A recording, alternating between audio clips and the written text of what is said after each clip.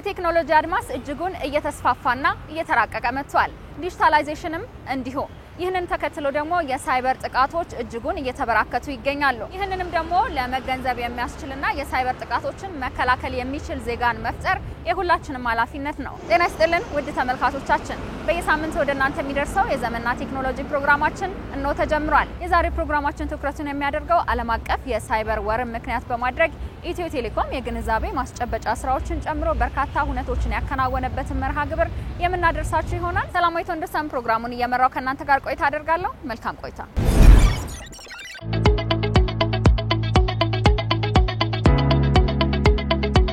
ኢትዮ ቴሌኮም የ2025 የሳይበር ደህንነት ወር ለማክበር በዋናነት የሚነሳሳበት ዋናው በኢትዮጵያ ውስጥ ያለው ትልቁ የክሪቲካል ኢንፍራስትራክቸር የዲጂታል ሶሉሽን ባለቤት በመሆኑ ሴኩሪቲ ደግሞ ትልቁ የሼርድ ሪስፖንሲቢሊቲ በመሆኑ ለዚህ ወር ደግሞ በዋናነት ግሎባሊ የሚከበርበት የማንኛውም የማህበረሰብ የግለሰቦች የድርጅቶች የሳይበር ደህንነት ወር ግንዛቤ የሚሰጥበትና ያለፉትን ወራቶች እንደታሳለፈን ምን አይነት ችግሮች ናቸው ወደፊትስ እንደጠንክረን መስራት አለብን የሚለውን ለማረጋገጥ የሚካሄድ የሳይበር ሴኩሪቲ አዌርነስ መንዝ ነው። ትልቁ ስጋታችን አሁን ላይ ምንም ያልተነካ ነው። ተነክተናል ብላችሁ እንዳታስቡ። ትንሽ ቆይቶ በጣም አግሬሲቭ እየሆነ የሚመጣው የሳይበር ደህንነት ስጋት አለ ማለት ነው።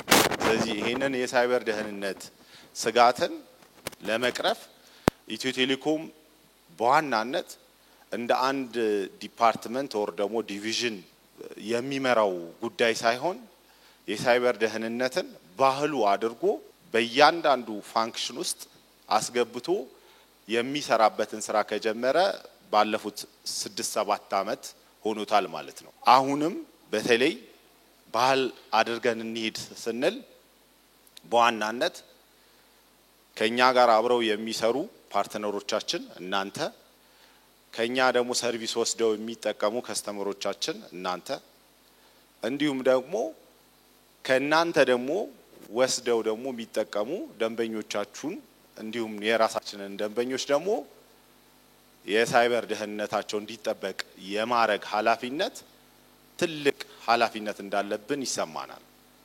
እዚህ ኃላፊነት ውስጥ ብዙ ጊዜ አብዛኞቻችን የሳይበር ደህንነትን ለማስጠበቅ በጣም ዘመናዊ ዘመኑን የዋጁ ቴክኖሎጂዎች ፋየርዎል ኢንድ ፖይንት ሴኩሪቲ የተለያዩ ነገሮች ነው የምታስቡት ኦር ምናስበው ማለት ነው። ነገር ግን ዋናው the weakest link የሚባለው ግን ሰው ነው። እነዛን ቴክኖሎጂዎች የሚገዛው ሰው ነው። እነዛን ቴክኖሎጂዎች ኮንፊገር የሚያደርገው ሰው ነው። እነዛን ቴክኖሎጂዎች ደግሞ የሚቆጣጠረው ሰው ነው። ስለዚህ ሰው ላይ መስራት ትልቁን 90% የሚሆነውን የሳይበር ደህንነት ማስጠበቅ ምንችለው ሰው ላይ ነው ማለት ነው። እንደ ሀገር ዲጂታላይዜሽን እያለን ነው።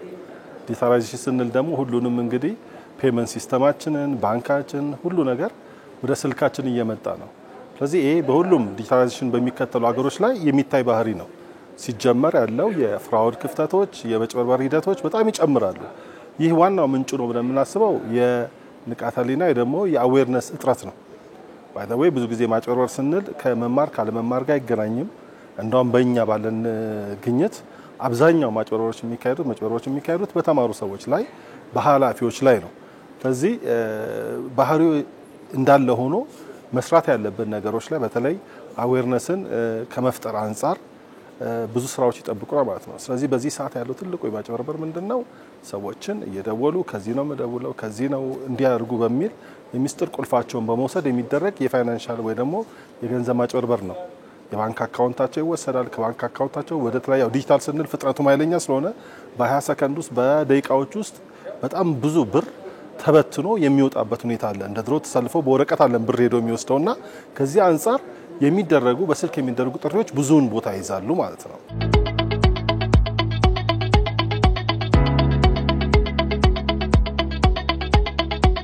ሶሻል ኢንጂነሪንግ የምንለው ማህበራዊ ምህንድስናው ላይ የሰዎችን ባህሪ የሰዎችን ክፍተት ተጠቅሞ የሚደርስ ትሪቶች ናቸው። ከሚደርሱት ውስጥ ኒርሊ እስከ ወደ 90% በላይ በሰው ልጅ ቸልተኝነት ወይንም ባለማወቅ የሚደርሱ ናቸው። እነሱንም ስናይ በዋናነት አሁን እንደ ኢትዮጵያ በ2023 2024 በነበረው ሪፖርት ላይ ሪፖርት የተደረገ ብቻ በናሽናል ባንክ የወጣው 1.3 ቢሊዮን ብር ነው። ይሄ ሂውጅ ማኒ ነው። ዲጂታል ኢኮሲስተም ውስጥ ይሄን ያክል ያንሰራራ ይሄን ያክል እየጨመረ መምጣቱ ደግሞ ምን አይነት ስጋት ይዞ እየመጣ ነው? ከኢትዮጵያ ዲጂታል ትራንስፎርሜሽን አንፃር ሪሊ እንቅፋት እንዳይሆን ሁሉም ስቴክሆልደር መስራት መቻል አለበት። ያ ማለት ሪፖርት የሆኑት ወይራስ ግን እነዚህ ከሲም ስዋፕ ምንለው ላይክ ኢንተርም ሲም ስዋፕ ወይም ሲምን የአንዱን ሲም በሌላው አጭበርብሮ በፎርጅድ አይዲ ይዞ ሊሆን ይችላል ወይንም የፎርጀሪ የሆነ ውክልና ይዞ ሊሆን ይችላል። እሱን ምትክ በመውሰድ የሚደርሰው አንዱ ለፋይናንሻል ታርጌት አድርጎ የሚንቀሳቀሰው የአታከሮች አንዱ መንገድ ነው። እሱም ላይ እንደዚሁ ትልቅ ጥንቃቄ የሚፈልግ ሰዎች ከዛም ባለፈ ደግሞ የአካውንት ቴክኦቨር ወይንም የማንነት ስርቆት እየደረሰባቸው ሶሻል ሚዲያ ላይ ሲጠቀሙ ጥንቃቄ ባለማድረግ የዋትስአፕ ወይም የቴሌግራም ይለፍ ቃላቸውን አሳልፈው በመስጠት ከዛ በኋላ የኢምፐርሶኔት ከተደረገ በኋላ ምንድነው የሚደረገው? ቀጥተኛ እንኳን ከተጠቂዎቹ የገንዘብ ወይንም ጉዳት ባይደርስም በተጓዳኝ ከሌላ የዛ የተጠቂው ጓደኞች የሆኑትን ገንዘብ በመጠየቅ ፋይናንሻል ሎስ እንዳደርስ ፕራይቬሲያቸውን ኢቭን ኮምፕሮማይዝ ወይም ከተወሰደ በኋላ ፕራይቬትሊ በግላዊነት ያሉ ቪዲዮዎች ሊሆኑ ይችላሉ፣ ኢሜጆች ሊሆኑ ይችላሉ። እነዛን እንደ መያዣ በመያዝ ለነዛ ልክ እንደ ብላክ ሜል እንደማለት ነው እነሱን ይዞ ገንዘብ የመጠየቅ ትሬንድ በጣም እየተስፋፋ ያየንበት ሁኔታ አለ ኢትዮጵያ ውስጥ። መጀመሪያ ፓስወርዳቸውን ስትሮንግ ማድረግ ወይ ደግሞ መልቲ ፋክተር አውተንቲኬሽን ማድረግ። አሁን የኔ ስልክ ላይ ቴሌብር ላይ ብትመጣ በፓተር በአሻራ በተለያየ መንገድ ነው። ሶ ይሄንን በጣም ሴኩር የሆነ ፓስወርድ ያስፈልገናል። ገስ የማይደረግ ያስፈልገናል። ሁለት አሰራርን ማወቅ ነው። እንዴት ነው የፈንክሽን የሚያደርገው? ለምሳሌ በፍጹም በኢትዮ ቴሌኮምም ይሁን በባንኮችም አሰራር ስልክ ተደውሮ ፓስወርድ አይጠየቅም። ሶ እንዲያነት ጥሪዎች ሲመጡ ማስቆም መዝጋት። ለኢትዮ ቴሌኮም ደግሞ በ9090 ላይ ያንን ጥቆማ ማስቀመጥ 9090 የሚባል ሾርት ኮድ አለን። እዛ ላይ የተሰራውን የተፈጸመውን መግለጽ እኛ ኢንቨስቲጌት አድርገን አክሽን የሚወስድ ይሆናል ማለት ነው። ስለዚህ እንደዚህ አይነት የሚላኩ መልእክቶችን በደንብ ማንበብ፣ ኮምፒውተር ያለው ሰው ኮምፒውተሩን ሁሌ አፕዴት ማድረግ፣ ሶፍትዌሩን አንቲቫይረስ መጫን። ባይ ዘ ዌይ መከላከያ የሳይበር መከላከያ መንገዶች ሶፊስቲኬትድ አይደሉም። በተለይ በግለሰብ ደረጃ ስንመጣ ሲምፕል ናቸው። ሲምፕል ስለሆኑ እነዛን ካወቀ አንድ ግለሰብ ራሱን ተከላክሎ ገንዘቡንም መጠበቅ ይችላል ነው።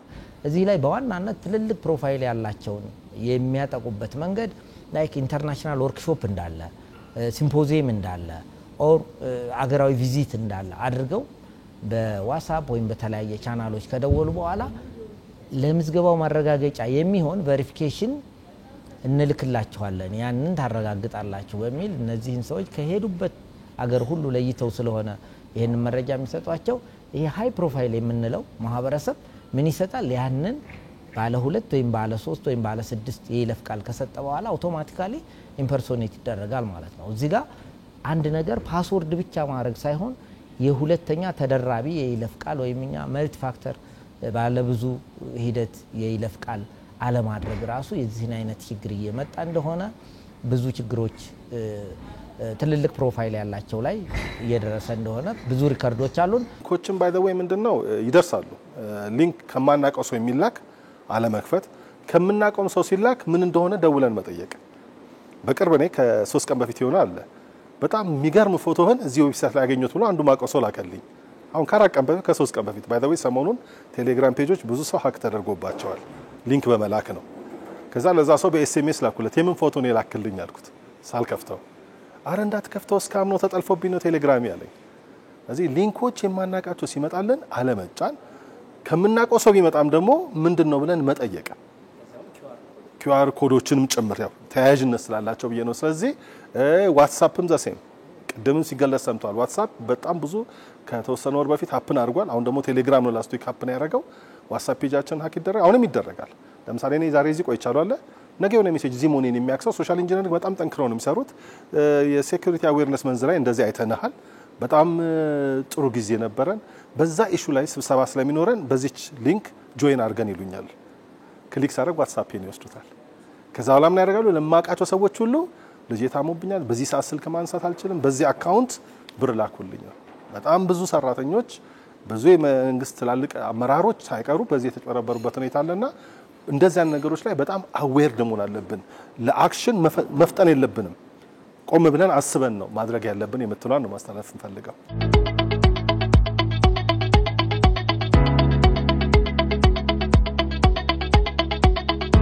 ልክ የሆነ ሰርቪስ አዘጋጅቶ ለገበያ ማቅረብ እንዳለ ሆኖ ያ ሰርቪስ ግን የሆነ ሰዓት ቀጥሊል እንደሚችል አለማሰብ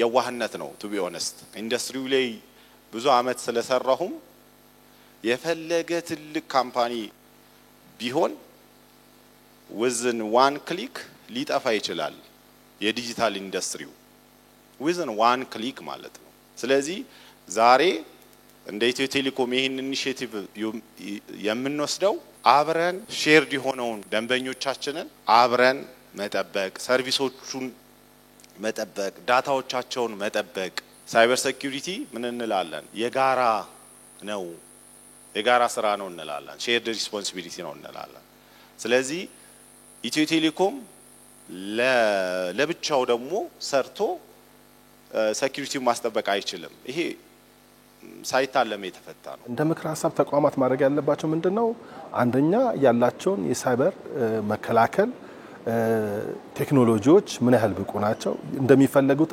አፕዴት የተደረጉ አሉ ነው ቴክኖሎጂዎች ኦፕሬት የሚያደርገው የሰው ኃይል ብቁ ነው ወይ የሚለውን ማጣራት ከዚህ ላይ ደግሞ የቨልነራቢሊቲ ቴስት ወይ ደግሞ የሲስተሞቻቸውን ክፍተት ማስጠናት ቅድም አይተዋል ኢትዮ ቴሌኮም በዚህ በነፃ ፍሪ በሚል ቨልነራቢሊቲ አሰስመንት ለመስራት ተነስቷል ስለዚህ ማስፈተሽ ሲስተም ፍተሻ ሲደረግ ነው ክፍተት መጣቀው አይደለ ሳንመረመር ያለብንን በሽታ እንደማናቀሉ ሲስተሞቻችንን አስፈትሸን ምንድነው ክፍተት ያለብኝ ለመድፈንስ ምን ላድርግ የሚለው በጣም መስራት ይተበቅባቸዋል ነው ማለት እንደ ሀገር እነዚህ ኮላቦሬት አድርገን ከሰራን የኢትዮ ቴሌኮም ጋር ያሉትን አቅሞች ደግሞ አሟጠን ከተጠቀመን ሌሎችም ጋር ያሉትን ደግሞ ኮላቦሬት አድርገን ከሄድን ወደፊት የዲጂታል 2030ን እውን ለማድረግ በተለይ ዲጂታል 2030 ላይ አንዱ ፒላር የሳይበር ደህንነትን ማስጠበቅ ነው ስለዚህ የሳይበር ደህንነትን ለማስጠበቅ ደግሞ አንዱ ፕሌየር እንደመሆናችን እና ደግሞ ይሄንንም ደግሞ ለራሳችን ብቻ ይዘን መቀጠል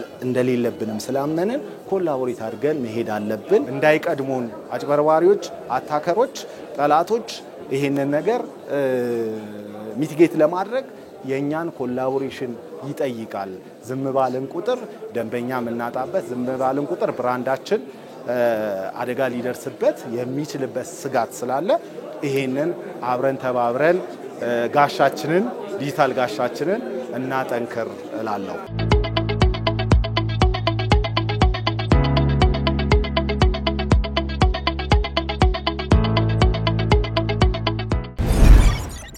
ሰላም እንዴት ናችሁ ዮሐንስ ግርማ እባላለሁ ዛሬ በዘመንና ቴክኖሎጂ ፕሮግራማችን ላይ በቴክኖሎጂ ዘርፍ ላይ ያሉ ህይወታችንን በተለያየ መልክ የሚያቀልልን በስልካችን ላይ የተለያዩ ሴቲንጎች ምናስተካክሉ ይሆናል ወይም የተለያዩ አፕሊኬሽኖች ከዛም በተጨማሪ በላፕቶፓችን የተለያዩ ድረገጾች ሶፍትዌሮች እነዚህን ሁሉ እዚህ ፕሮግራማችን ላይ እናያቸዋለን አብራችሁን ቆዩ በዛሬ ፕሮግራማችን ላይ የምንመለከተው ሁለት አፕሊኬሽኖች ናቸው እነዚህን ሁሌ በየቀኑ የምጠቀማቸውና ከነዚህ አፕሊኬሽን ውስጥ እነዚህን ሶስት ኪ ፊቸሮች በእነዚህ ሁለት አፕሊኬሽን እዚህ ፕሮግራማችን ላይ እናያቸዋለን የመጀመሪያው አፕሊኬሽን እዚህ ፕሮግራማችን ላይ የምንመለከተው ጉግል ማፕስ ይባላል ይህንን አፕሊኬሽን በፊት አውርተንበት እናውቃለንና ካወራንበት ጊዜ ተጨማሪ አዳዲስ ፊቸሮች መጥተዋል ይህንን አፕሊኬሽን ለማያውቅ ለሹፌሮች ተጓዦች አንድ ሎኬሽን ለመሄድ ለሚፈልግ ሰው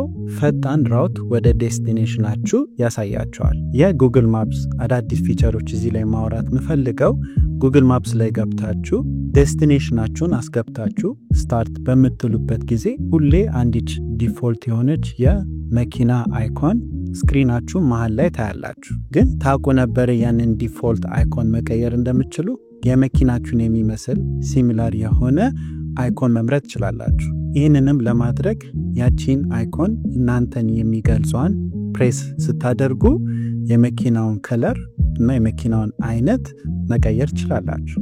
ቀጣይ ፊቸር ጉግል ማፕስ ላይ የምንመለከተው ኦፍላይን ማፕ ነው። የዚህ ፊቸር ዋናው ጥቅሙ አንዳንድ ጊዜ የምትሄዱበት ቦታ ኔትወርክ ከቨሬጁ ጠንካራ ላይሆን ይችላል እና ከዛ ቦታ ለመውጣት ወይም ናቪጌት በምታደርጉበት ጊዜ ኦፍላይን ማፕ ዋናው ጥቅሙ ቀደም ብላችሁ ኢንተርኔት ባለበት ቦታ ያንን ሪጅን የምትፈልጉት ያህል ስፋት መንገዱን እንዳለ ዳውንሎድ ያደርግላችኋልና ሴቭ ያደርግላችኋል። ደስ የሚለው የዚህ ፊቸር ጉግል ማፕስ አዳዲስ ራውቶችና መንገዶች ሲሰሩ ሲያውቅ ያንን ኦፍላይን ማፕ አፕዴት አድርጉ ይላችኋል። ስለዚህ ሌላ ጊዜ ተመልሳችሁ እዛ ሪጅን ስትሄዱና ኔትወርክ ከሌለ እነዚህን አዳዲስ አስፋልቶች አፕዴት ያደርግላችኋል። ሶስተኛውና የመጨረሻው ፊቸር ጉግል ማፕስ ላይ የምናየው ላይቭ ሎኬሽን ሼሪንግ ነው። መንገድ ላይ ሆናችሁ ጉግል ማፕስን እየተጠቀማችሁ ላንድ ለምትፈልጉት ሰው ለደህንነታችሁ ከሆነ ወይም ለማሳወቅ በምን ሰዓት እንደምትደርሱና እነዛ ሰዎች ላይቭ ሎኬሽናችሁን ማየት በሚፈልጉበት ጊዜ ይህንን ፊቸር ሰጥቶናል እና ይህንን ፊቸር ላይቭ ሼር ስታደርጉ በምትፈልጉት ጊዜያትና ለምትፈልጉት ሰው ላይቭ ሎኬሽናችሁን እዛው ሼር ማድረግ ትችላላችሁ። የመጨረሻው አፕሊኬሽን እዚህ ፕሮግራማችን ላይ የምናየው CS ስካነር ይባላል። እነዚህን 3 ጠቃሚ ፊቸሮች እዚህ ፕሮግራማችን ላይ እንመለከታለን። ይህንን አፕሊኬሽን ለማያውቅ ሰው ስልካችሁን ብቻ ተጠቅማችሁ የተለያየ ዶኪመንቶች ስካን የማድረግ እናም ሌላም ተጨማሪ ፊቸሮች ያለው አፕሊኬሽን ነው። ለኔ አንደኛ ፊቸር ሁሌ የምጠቀመው CS ሳይን የሚል ፊቸር አለ። ስለዚህ አንዳንድ ሰዎች ዶኪመንት ሁሌ ሳይን ማድረግ ካለባችሁና በአካል ሃርድ ኮፒው ከሌላችሁ ያንን ሶፍት ኮፒ ዶኪመንት ካላችሁ CS ስካነር ላይ ኢምፖርት ታደርጋላችሁ። ቪዲዮ ላይ እንደምትመለከቱት ያንን ቱል ስትመርጡት ፊርማችሁን እዛው ተች ስክሪናችሁን ተጠቅማችሁ መክተት ትችላላችሁ ወይም ፊርማችሁን ስካን አድርጋችሁ ውስጡ መክተት ትችላላችሁ። ከዛም በተጨማሪ ድርጅት ላለው ሰው ደግሞ ማህተማችሁን ወይ ስካን አድርጋችሁ መክተት ትችላላችሁ። ቀጣዩ ፊቸር CS ስካነር ላይ ያለው ስማርት ኢሬሰር ቱል ነው። የዚህ ቱል ዋናው ጥቅሙ አንዳንድ ዶኪመንት ሃርድ ኮፒው ላይ ቆሻሻ ሊኖረው ይችላል። ያንን ዶኪመንት በCS ስካነር ስካን ካደረጋችሁና ያንን ፊቸር ስትነኩት ቆሻሻ ያለበት ቦታ ሰሌክት ስታደርጉ ይሄ አፕሊኬሽን ዶኪመንቱን አናላይዝ አድርጎና ቆሻሻ እንደሆነ ካወቀ ያጸዳላችኋል። ስማርት ኢሬሰር ፊቸሩን ተጠቅማችሁ ንጹህ የሚያምር ዶኪመንት ማስተላለፍ ትችላላችሁ። ሶስተኛው ፊቸር CS ስካነር ላይ የምትጠቀመው PDF መርጀር ነው። የዚህ ፊቸር ዋናው ጥቅሙ የተለያዩ PDF ዶኪመንቶች ሊኖራችሁ ይችላልና ለአንድ ድርጅት ወይም ግለሰብ አንድ ዶኪመንት አድርጋችሁ ለመላክ ይሄ ፊቸር በቀላሉ እሱን ይፈቅድላቸዋል። አዳዲስ ፊቸሮች በምናውቀው አፕሊኬሽን በሚመጣበት ጊዜም የኛን ህይወት በተለያየ መልክ የሚያቀልልን ከሆነ ቀጣይ ፕሮግራማችን ላይ አቀርብላችኋለሁ። ተመልካቾቻችን በየሳምንቱ አስተማሪና አዝናኝ ፕሮግራሞችን ቴክኖሎጂ ነክ በሆኑ ርዕሰ ጉዳዮች ላይ ወደ እናንተ የሚደርሰው የዘመንና ቴክኖሎጂ ፕሮግራማችን የተከታተላችሁትን ይመስል ነበር። ሳምንት በአዳዲስ ርዕሰ ጉዳዮች ወደ እናንተ እንመጣለን። መልካም ሳምንት።